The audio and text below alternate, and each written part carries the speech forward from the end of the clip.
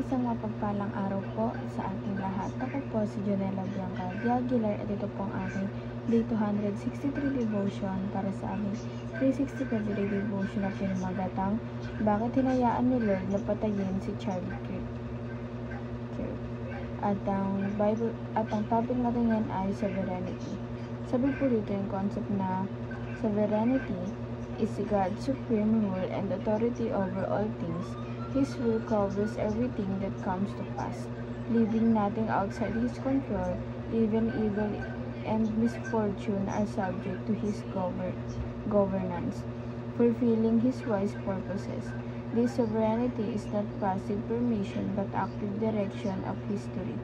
For believers, it is a source of deep comfort, assuring them that every trial and circumstance is ordered for their ultimate good and God's glory.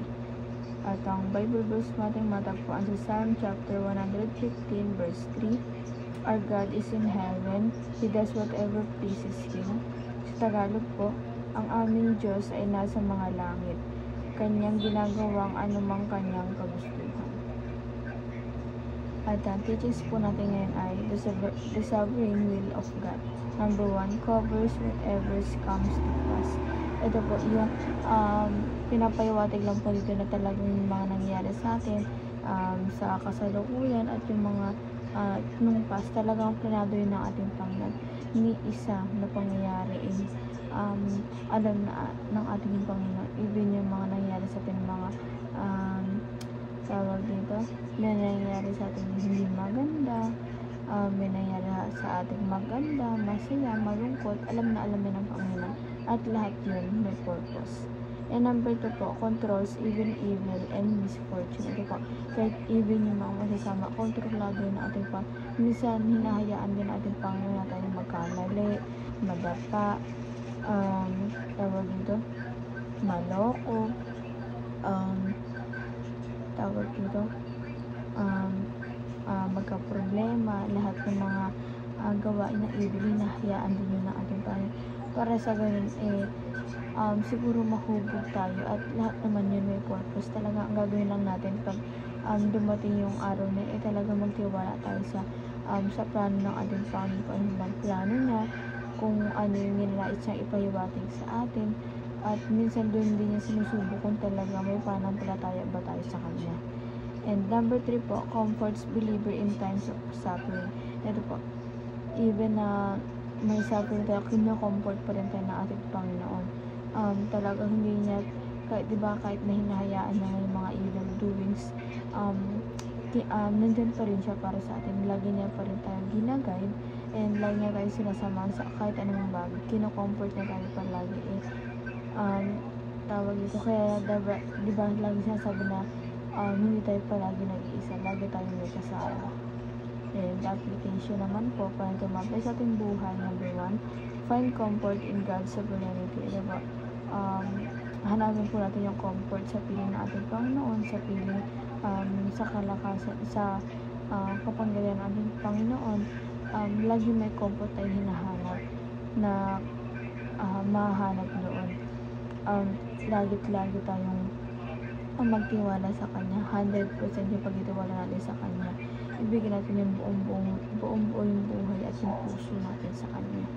And number 2 po, feast in the presence of your enemies. Ito po. Sabi po dito, kahit sa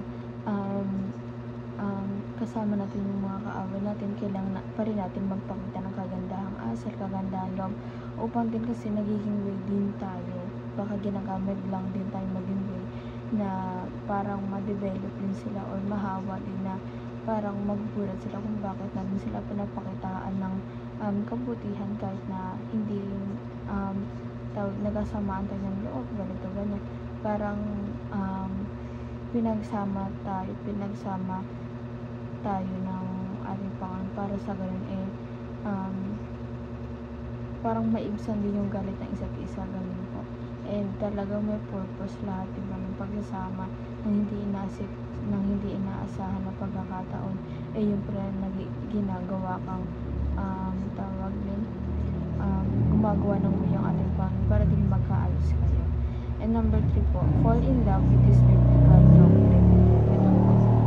galing lang po tayo sa biblical doctrine na ito, and tawag dito, parang i-ano talaga natin yung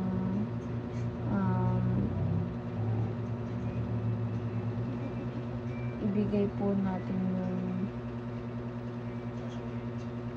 presensya natin at talagang ibigin natin ang lubos ito, lalo na yung relasyon natin sa ating Panginoon, na paralimin lalo natin na wag tayo papayag na mawala yung